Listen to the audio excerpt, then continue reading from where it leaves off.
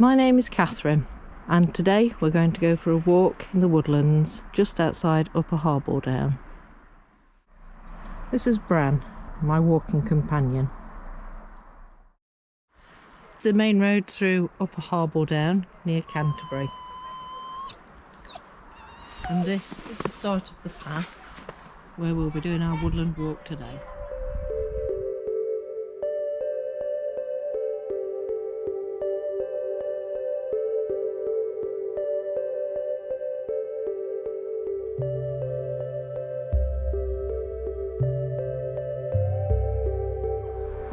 Usually in this area, sweet chestnut is coppiced, so you get a lot of smaller trees. It's quite unusual to see standards of this size. They're magnificent trees with a beautiful bark pattern. And of course, there's the bonus of sweet chestnuts in the autumn, which you can gather and take home and roast. Delicious.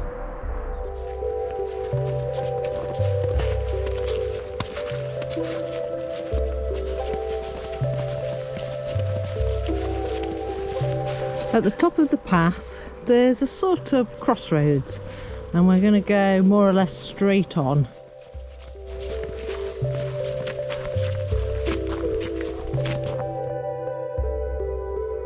Looks beautiful in the snow, gives the whole area a completely different look. In spring, this part of the woods is full of wood anemones with their beautiful star-like white flowers, and then followed by a carpet of bluebells, giving the whole area a blue haze that is just magnificent.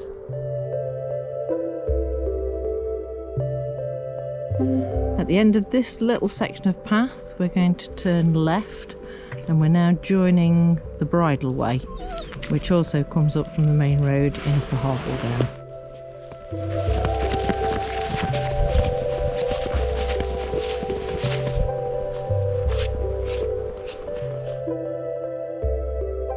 This path has been cleared recently, widened out, opening it up to the light.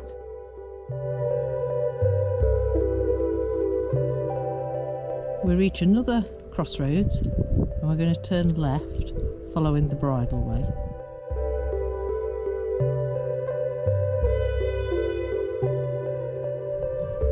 This part of the woods was coppiced about a year ago, last season. An ancient woodland management technique. By cutting down deciduous trees, it allows them to grow again with multiple stems, and these multiple stems will produce a lot more timber than if it was just one single tree. Kent is particularly known for sweet chestnut coppice, and it was used a lot for tree stakes, for fencing and for hop poles. Coppicing also benefits wildlife. It opens up the area to the light, allowing the seed bank to regenerate. Lots of wild flowers tend to grow in the more open areas, and this benefits insects, birds, and lots of other creatures. Different areas of tree growth benefit different species of wildlife. Some prefer the young coppice where it's more open, and some prefer the denser woodland. Oak trees are generally left, particularly beautiful big specimens like this one. And there are more species of wildlife living on an oak tree than any other tree in the woodlands.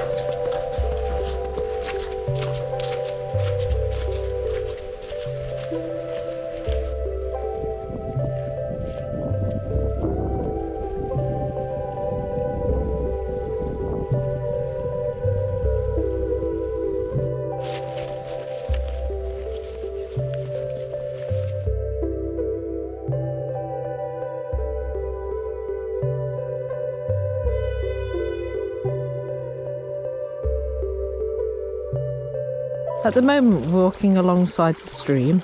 In summer sometimes this dries up completely, but at the moment it's flowing quite fast.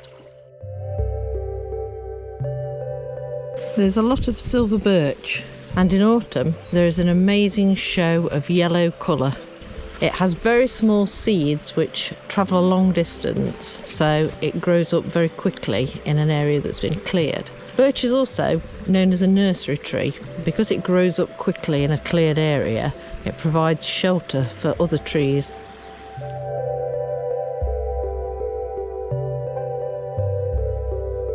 We reach another crossroads. We're going to go left and hop across the stream and take the path up into the woods.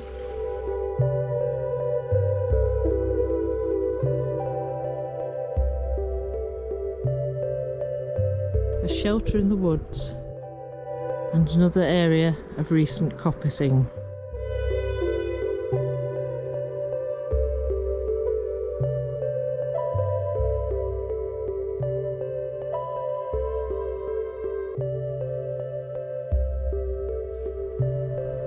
During coppicing operations, the ground can often become quite rutted.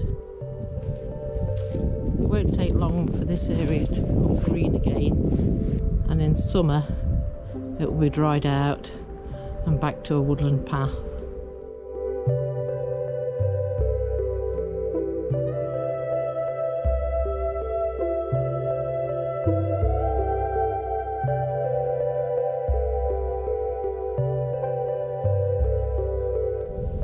Here we reach another crossroads with the wide track cutting across the path. This is the path we're going to take today. We're going straight on the crossroads.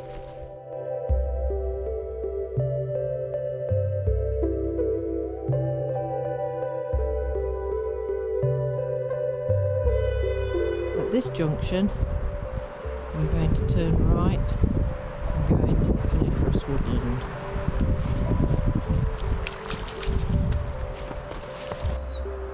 Has a very different feel to the deciduous woodlands. It tends to be darker, the paths are drier,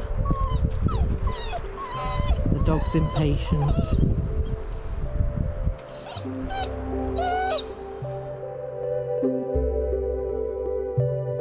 Woodland like this reminds me of going walking as a child with my mum and her sisters.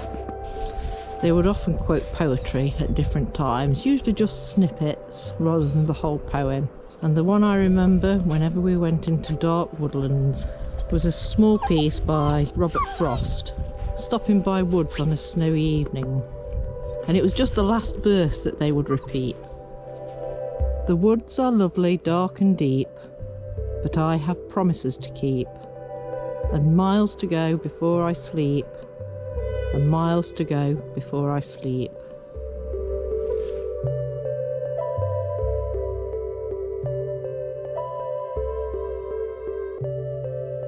On birch trees, you often get fungus growing, particularly on old and dead specimens like this one.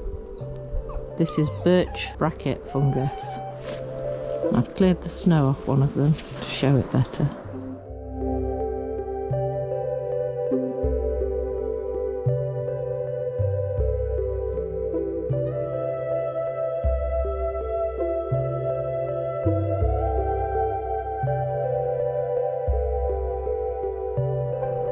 At this junction, we're going to turn right and back onto the bridleway.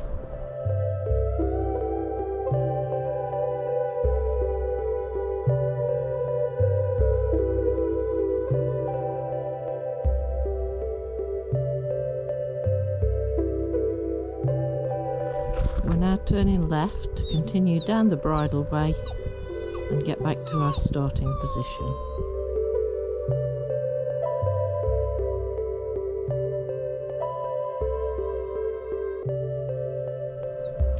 To the left of the path, there's a beautiful old orchard with sheep grazing.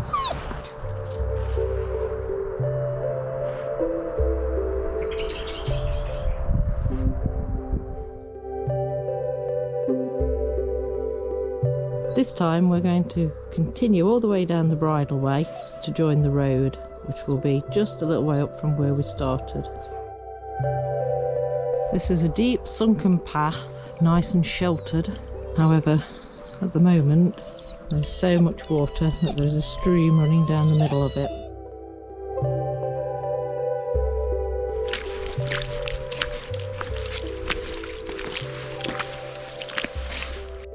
The branches are so heavy with snow that they're weighted right down, and in places it's quite difficult to get past. And now we come out of the bridleway onto the road.